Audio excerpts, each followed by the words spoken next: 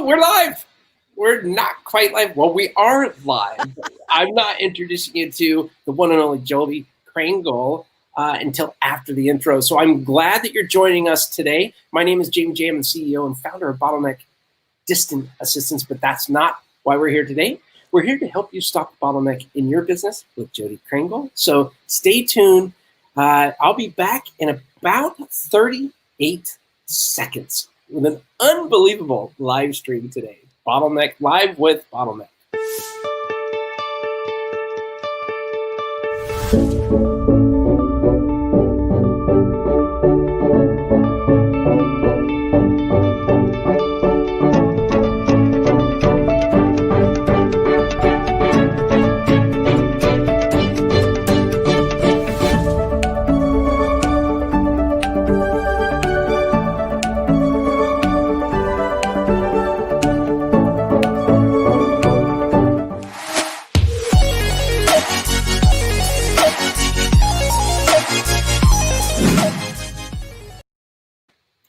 Hello, it's Jamie J. I'm the CEO and founder of Bottleneck Distant Assistance, where we help stop the bottleneck in your business. We are live with Bottleneck, and I am super excited today because we're going to be talking with Jodi Krangle. Talk about an amazing voice, and I guess that's a pretty good thing. We're going to be talking about audio branding, how it can help your business and podcast grow.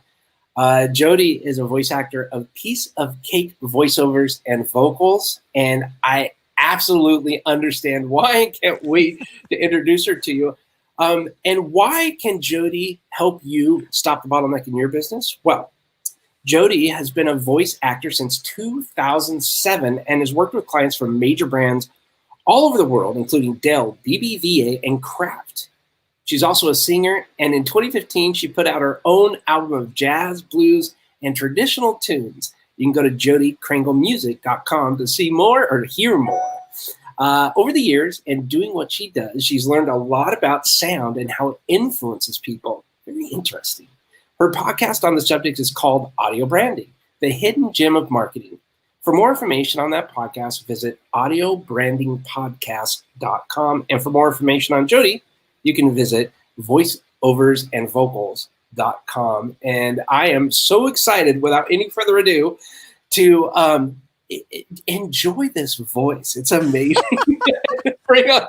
Here's Jodi. Hi, Jodi. How are you? Hi, I'm good. How are you doing? I'm super. I'm just enjoying. I told you we were in the green room, and it's so beautiful outside here in Springfield, Missouri, that I was just. It's just nice to see the sun come in, and sun. It's beautiful. It's amazing. Where are you in the world? I'm north of Toronto, actually. So I'm not sure what our weather is like today. So far, it's sunny. Yeah, which is nice. Yes. And I'm going to try and translate this into Fahrenheit for you folks. It is 60 here today. Oh, well, there you go. That's comfortable. Bad. Yeah. That's comfortable. I'll Fantastic. Yeah. Now, being from Canada, I have to ask, are you a hockey fan? Me personally, no. My husband, yes. Yes. Yeah. Oh, yeah. I've played hockey for a long time, and one of the gentlemen on my hockey team is from just outside Toronto there. Okay.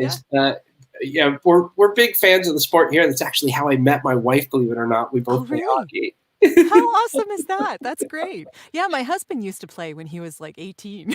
Oh, wow. There you go. Yeah. So just a couple years ago. Yeah, just a couple. Yeah. He's from northern Alberta, so. Oh, wow. Nice. Yeah. All right.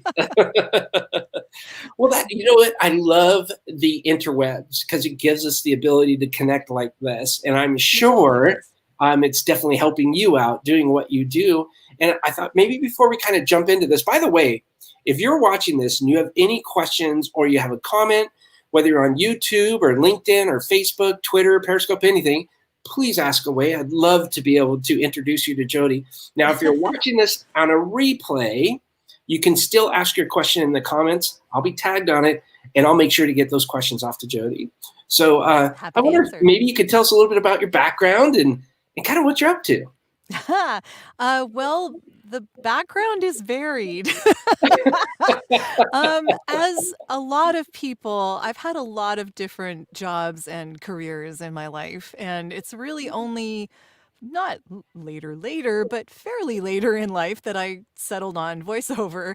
Before that, I was doing internet marketing and SEO probably for 12 years. I've been on the internet since I've had a website since 1995. And Wow. yeah, I started a songwriting website called The Muse's Muse back in 1995. And it started before message boards. So it was basically an HTML page that asked a question. And people went on it and emailed me the answer to their question, and I posted it. Oh my So gosh. it was all for songwriters, and I would list the industry associations, and I'd list the contests and stuff like that. And that's how it kind of started. And eventually, I put it to bed in 2016, but it had grown. It had a podcast a little bit in 2002, more internet radio than anything else. And we put together a 12 songs from independent songwriters type of show, like I said, in like 2002, using real audio.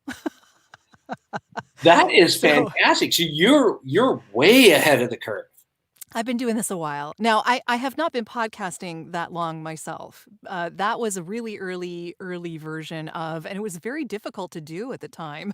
Oh, I can So, imagine. Those yeah, it was. file sizes must have been huge. Yeah, it was. Well, Real Audio made it a little smaller, so it was still manageable, but it was not MP3. And Was that still AOL? no, more actually no, it was after that. It Oh, okay. was it was on the internet. Like the internet was a thing. It was not just AOL or CompuServe or whatever. But I started on CompuServe. I started on bulletin boards, local bulletin boards with my 300 baud modem. So yeah, it's been a while. But just about Wow. everything I've done has had to do with computers in some way or Yeah. fashion. So when I decided that I wanted to get into voiceovers, that was 2007, and I went online because that's how I've always done stuff. I go online and I figure it out from there. And I went to a message board that was available at the time because this was before Facebook, Yeah. most of social media. And yeah, and I learned a lot from the people on the message board, and they took me under their wing, and I made all the classic intro mistakes like making my own demo and thinking that I was ready to make a demo before I really was. And Uh-oh. oh yeah. So You so real quick, yeah. how okay. So you would say it was a mistake. Oh, many of us go back to our first episode of a podcast. We're like, oh my gosh, I can't believe I put that out there. Yeah. So Well, I'd love to hear about that experience. Like, did you just said, you know what, I got to put a demo out there because people got to know what I have to do, what I can do, right? yeah. Yeah. I made the mistake of doing it before getting any real coaching. And I think that that is a mistake that a lot of people do because they think this is just talking into a mic. It's easy, right? No, it's not quite as easy as you think. It it's Mostly got to be because hard.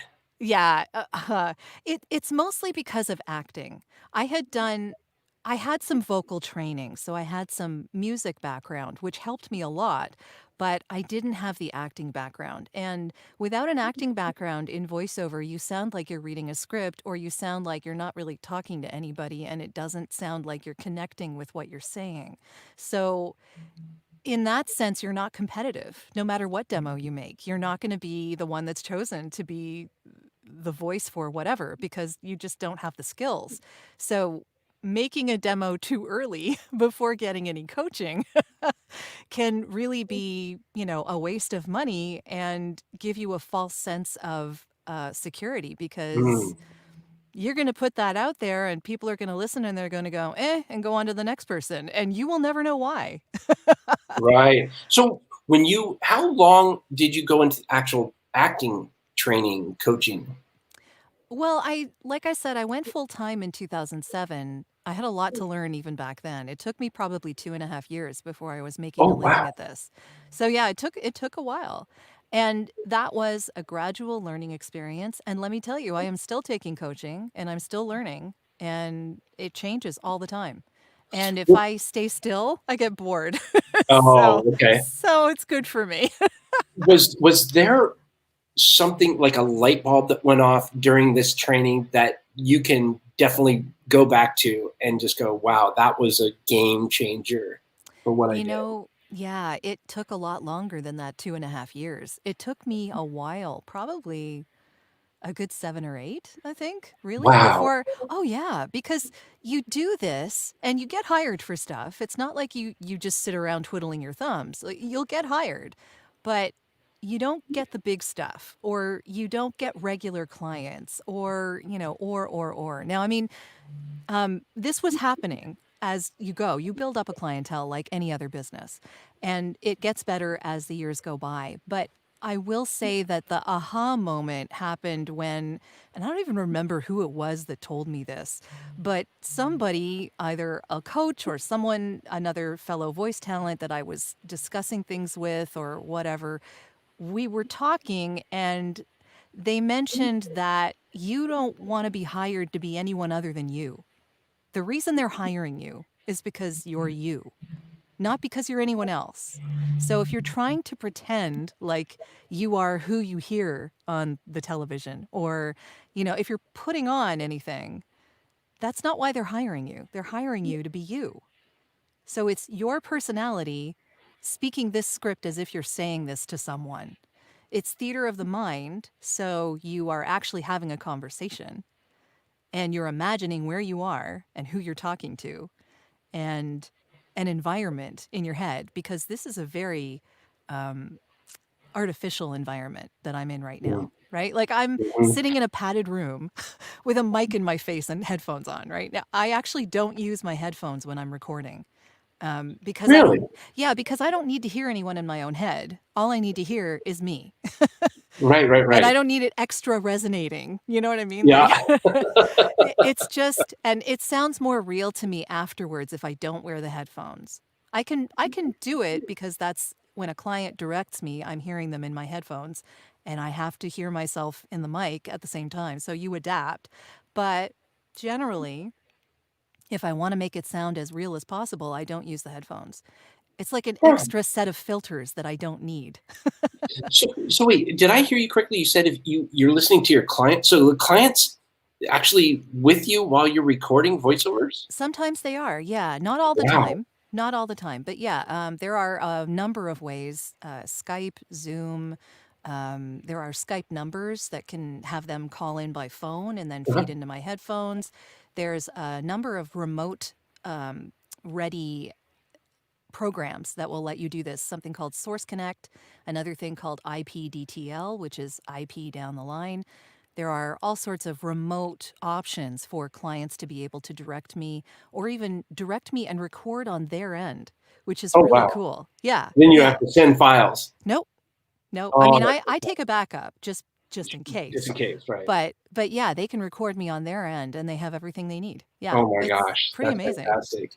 So, out of curiosity, what kind of microphone do you have? This is a Sennheiser 416, so this is a boom mic, basically. It's a shotgun mic, and I love it. And I love it. I think it just makes the voice pop a little bit. A lot of the voice actors who work in promo use this particular mic because of that, because it makes them it raises the presence of their voice a little bit in the mix of whatever. So Yeah. usually in a promo you'll have a music, or you'll have like a scene that's playing out on the television or something like that, and you need the voice to at least be audible, at least be noticeable Yeah. in explaining what's happening. So I just find in advertising that this mic works really, really well. I actually use a TLM 103, a Neumann mic, Okay. for Ooh, that's a songs, nice for one. singing, Yeah. because that's a bit different. That's a large condenser mic, Mhm. and it's got a very different sound. But And you this wouldn't want this to one's use dynamic this one is actually also a condenser. condenser, but Okay. it's a thin capsule. It's like a different construction. It's made for uh, taking the sound from movie sets. So Okay. it's the thing that you'll see on the See big that little sticks. boom where it Yeah, goes down? Yeah. yeah, Oh, yeah, that's so cool. yeah. That is Uh, awesome. it's pretty Yeah. fun. Well, you sound amazing. Well, thank you. Because I do this, I try to have good sound here and, put this little icicle so it converts Yeah, into yeah. USB, but I never seem like I can get to like when you sound so good. Well, part And of the thing here is that I'm in a 5x4 sound treated room. mm, So what's around me is dead. Like it's just as non reflective as possible. So if you're going to use a condenser mic, the only thing that I would say is treat your surroundings yeah, because then it doesn't matter what mic you're using, that mic is going to sound pretty darn good. So, yeah, anything you can do. You can speak into a corner with foam. You can put a movable clothesline or something behind you and hang a blanket over it. You can put moving blankets around you. There's all sorts of ways to do this on the cheap. You do not need to spend enough money to buy a vocal booth, but because this right. is my living, Yeah. Well, I Yeah. tell you, I used to, because I'm in a converted bedroom. I made Yes. it to a little office, and I used to open up because I still have my clothes hanging in here, but I would open up the sliders so that Hmm. my clothes would kind of muffle the sound because I had when I first started, what was it, Blue Yeti, Yes. Yeah, and yeah.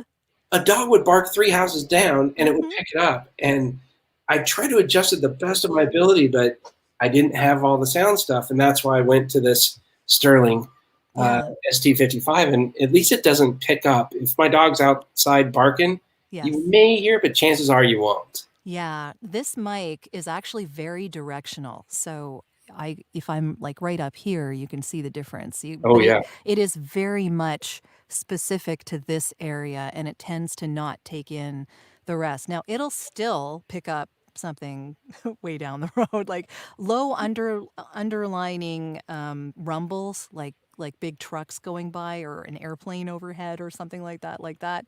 It's still I'd have to have 6 feet of concrete around me before yeah, that would go away, right? Like, that's not going to happen. So, this is a sound treated environment, not a soundproof environment. And gotcha. that's okay. That's okay. The Yeah. difference is a lot of expense. Well, you sound fantastic. I know I've said that Well, a couple thanks. of times, but you know what? It really does set up an appreciation. And I want to get to the topic today, talking Hmm. about what audio can do for your business or for your podcast. But the quality with, and let me go back a little bit.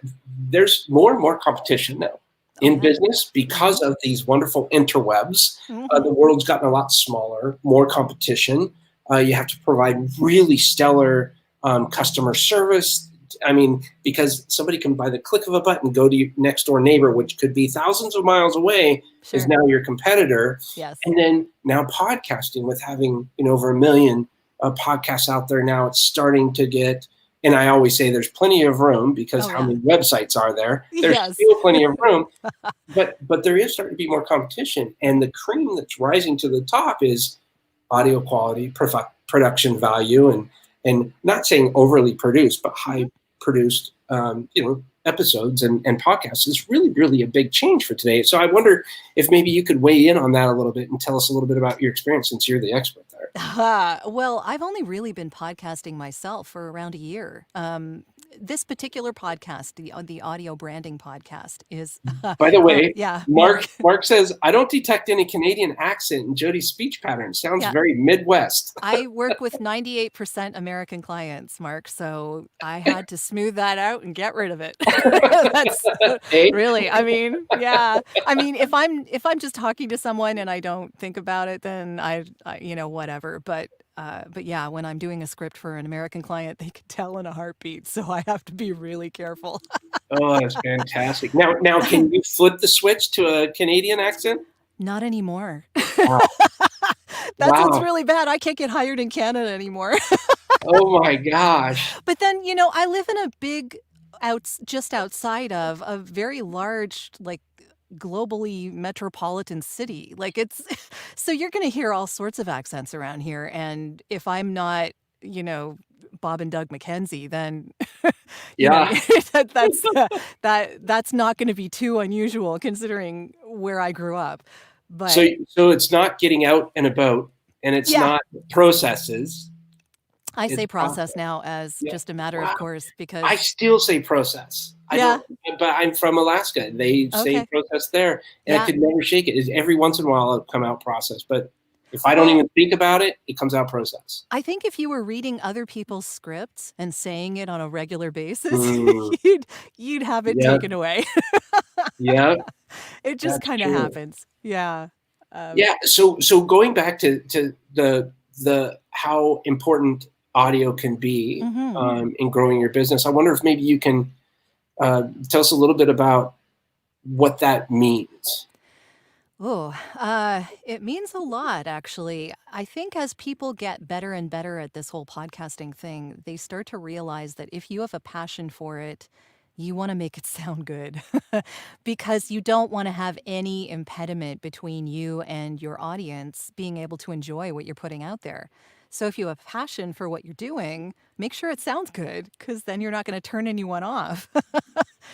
That probably means that you want a decent mic, that you want to sound treat your environment if at all possible, and you do not have to spend a lot of money on that, as we were just saying.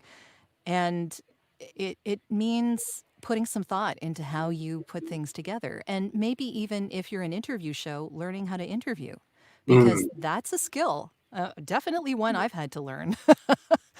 Yeah, I had Celeste Headley on a little while ago, and Mm-hmm. she's at NPR, and she Mm-hmm. teaches people how to she's interviewed heads of state, like, and she says it's so important. And I challenged her at one point. I said, "Well, I don't know if I want to call it an interview because I don't want to be asking questions and someone else answering them. I want to have a dialogue, a conversation." She goes, are you extracting information from somebody? I said, yes. She goes, you're having an interview. I said, Yeah. okay.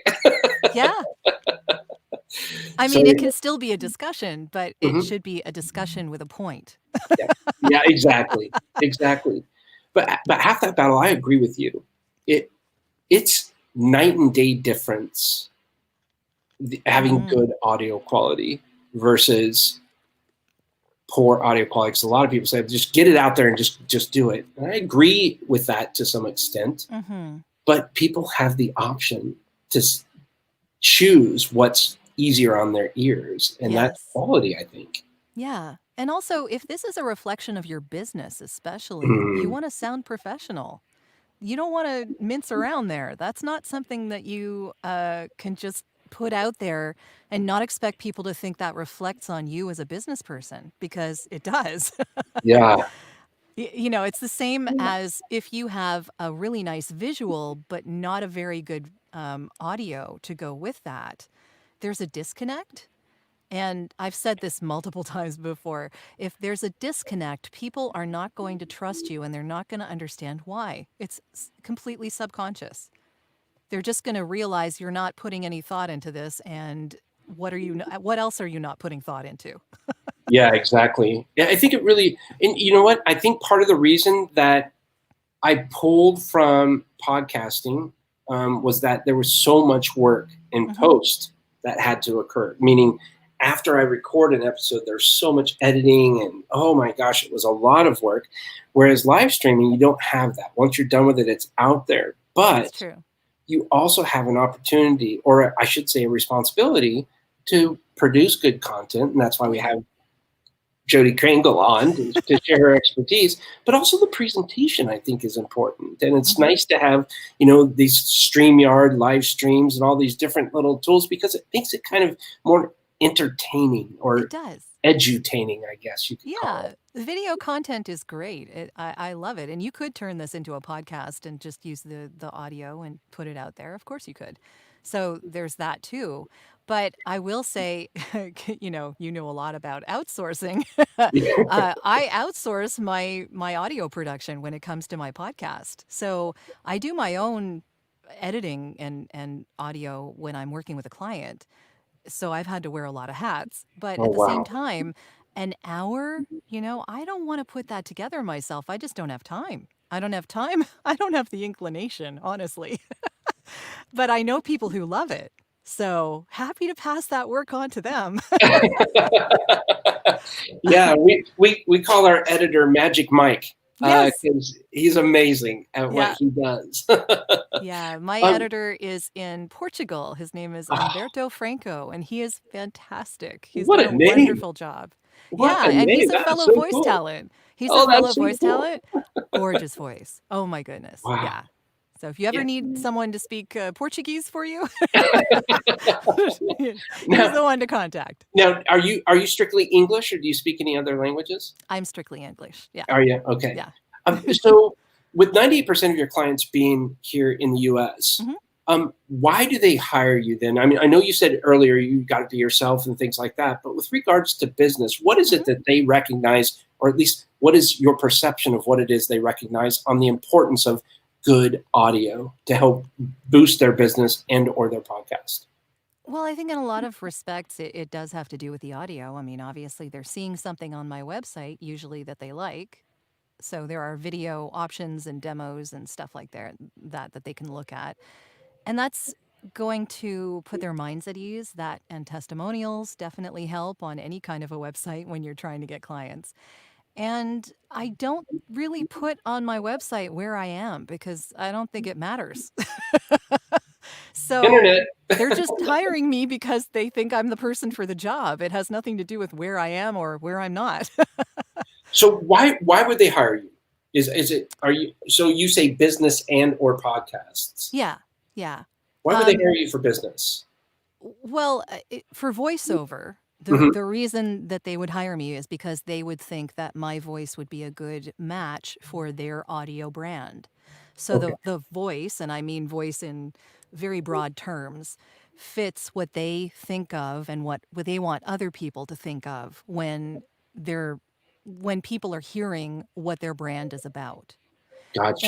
And that is going to happen for any voice actor that they choose, any music they choose, any sound effects they choose, any on-hold music they use. There's all sorts of things that can go into this, but it's kind of an involved process to go through and figure out what your audio brand actually is. Mm. And some people are very conscious of it, and some people aren't, but they sort of have a feeling as to what will work best. And, it's always different every project. So what can you touch on that really fast? Like Mhm. when you begin with a new client, how do you kind of go through the journey of figuring out what that brand sounds like? Well, it depends on how old the brand is. So you can go Mm, online and you can look at their previous YouTube videos and commercials and stuff like that. Usually you can find all of that online. And a lot of these companies actually have a YouTube channel. So they have YouTube channels, they have social media. You can do all sorts of research here. But sometimes they'll show you the video and let you hear the music and with a scratch track or something like that, so you can hear what music they might be using for whatever video you're putting a voice to. That helps a lot because as a energy level, musician, probably. yeah, and as a musician, I can sort of tell the tonality and the timbre and what they might need to go against that music and with that music Gotcha. when the video is being put together. So I want to get them a tone that matches what they're hoping for. And in a Right. lot of cases, that's pride. I mean, not over the top pride, but Right. it's, this is who we are and we're proud of it. That kind of Yeah. deal. And I do a lot of company anthems for that particular reason. Oh, okay, I got it. Yeah, so because if you're doing something for say a big wedding company, Mhm. you're not going to talk as if you're the car advertisement. Come this Sunday, No. Sunday, Sunday, get Totally married. different. Yeah, and no one would hire me for that anyway Yeah, because I am not a hard sell type of voice. We all have our wheelhouses, and yeah, mine tends to be the warm, compassionate, and maybe authoritative but still approachable kind of thing. gotcha. Do you have a specific niche that you focus on more than others, or? It really depends. There's quite a number of finance and healthcare and insurance spots that Wow. I've been doing lately. Yeah. I used to do a lot of hospitality and tourism and casino spots, and those have kind of gone by the wayside because of what we're dealing with right now. Yeah. So it's not that the work has trailed off, it's that the industries have changed. Wow. And Yeah, and it's all about vocal types as well because I am not a millennial. I am not a younger voice, I guess. If you were to style this, I think you would like say that it's like a maybe a smooth kind of warm kind of, about as far from urban hip as you could possibly Yeah. get. So like Maybe that's why Nike. Mark earlier said Midwest. Very, Yeah, yeah. So Nike very is not approachable. calling me anytime soon. Like, like, there's definitely a bit that I fit into, and there's definitely a bit that I do not fit into. And so I will never say that I'm the right voice for any project, but I want to be the perfect voice for a particular project. Well, I think there's a word comes to mind is different. Okay. And how can you make yourself different? Because in the world of voiceovers, to me, it seems super fascinating, but I've not really been around it a lot. But it's got to be competitive. I have Oh a yeah. friend that does it, Hmm. and like he's been on Jimmy Kimmel at night and Hmm. stuff like that, and does little scenes, and I just marvel at what he's accomplished and what he does. But it is tough. It's Yeah. very competitive. Well, it's like any acting. What have you done lately? Right? So you can say, I've got this great thing. And yeah, it sounds great on your resume and on your website and all that stuff. But if you're not constantly getting more work, then you're not making more money, right? Yeah. Like this is a living like anything else. But I think as far as differentiation is concerned, if you focus on what your strengths are, rather than being an everything to everyone type of voice talent, you're likely to find your niche pretty Mm, quickly. yeah.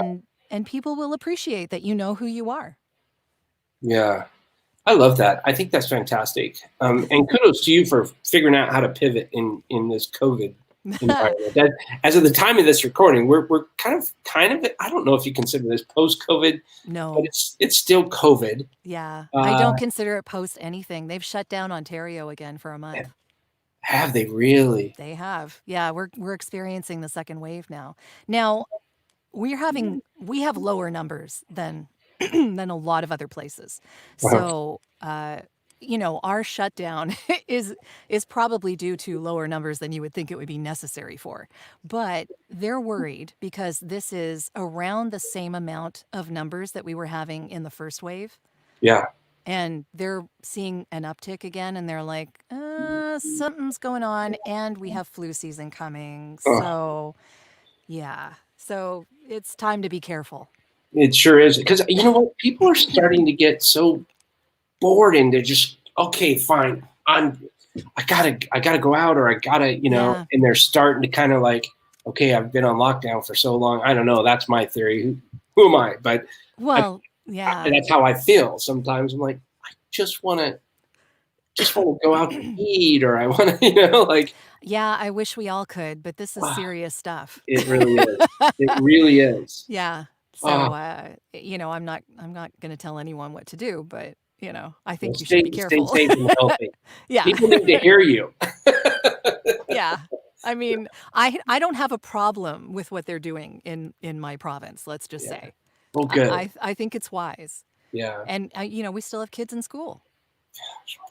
So Mm, I don't know. I don't know how this is going to work out. I think actually that rapid testing is probably going to be the thing that gets this under control, yep. Oh man, even fingers crossed. before even before a vaccine. Because if we know who's sick and we can isolate who's sick and let them recover and know what services they need, then we can all be safer. I think Well, that's. my sister-in-law the other day went, and this is Springfield, Missouri. She Mhm. went, she was feeling not well. She went and got tested, and 15 minutes later had the results. Oh, And nice. she was Okay, that's negative. good. She was Yeah. negative, thankfully, but Yeah. yeah, it was crazy. So it's getting there. It's Yeah. getting there. I think. Yeah. But if they're able to test people before they walk into a restaurant, before they go to a movie theater, before they get on a plane, these kinds of things, then that makes it Proactively. easier for everybody. Yeah. Almost preventative, proactive type stuff. Yeah. Yeah, that's Yeah. great. Well, I wonder. thank you for the insight. So wonder how, if someone says, wow, I like this Jodi, how do I get in touch with her? Where That can would someone be go to learn more about you? through my website. That's at voiceoversandvocals.com. And and the podcast is off of podcast or the blog on there. And that particular download is an audio branding strategy that will walk you through how to create your own audio branding strategy. Oh, wow. So, yeah, with some resources at the end that will give you options for other voice talent, for music directories, for people who write music for whatever you might need, that kind of thing. Yeah. Is that here too? Yep. That's the longer URL that you gave. Oh, that's perfect. So that's the longer URL there, the voiceoversandvocals.com/audio-branding-strategy. And that's where you'll get the 5 tips for implementing an intentional audio strategy. Yeah. Now, it does put people on a mailing list just to let them know when the new podcasts come out, basically once a week. But it also gives them access to something called the studio, which is basically a bunch of resources that are only for the people who are subscribers. And it gives them snippets of audio from the podcast that no one else hears. So, kind of like the inside. yeah, it's the insiders kind of track. Yeah. The studio. Inside the studio. Oh, inside nice. the studio. Yeah. That's So fantastic. people are interested in that. And if someone does not want to be on a mailing list, they can just email me through the website and ask for it, and I will pass it to you. So that's totally fine. Well, I'm going to have to go sign up because that sounds like a lot of fun. Sounds interesting. I want to get the inside scoop. Yeah, why not?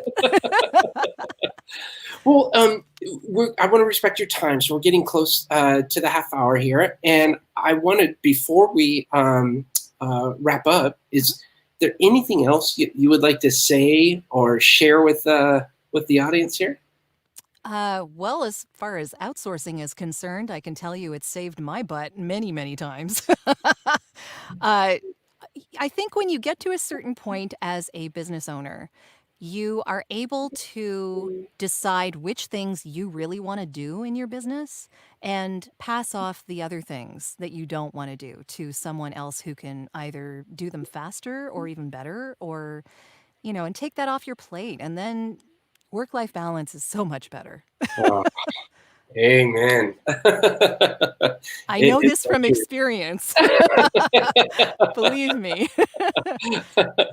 Well, that's fantastic. Jodi, I thank you so much for taking the time to come and chat and my pleasure. Share with us your, in my opinion, it's a very unique lifestyle and work. It's pretty dang cool. Well, I think it is. Yeah. You kind of get to create your own schedule and just have fun.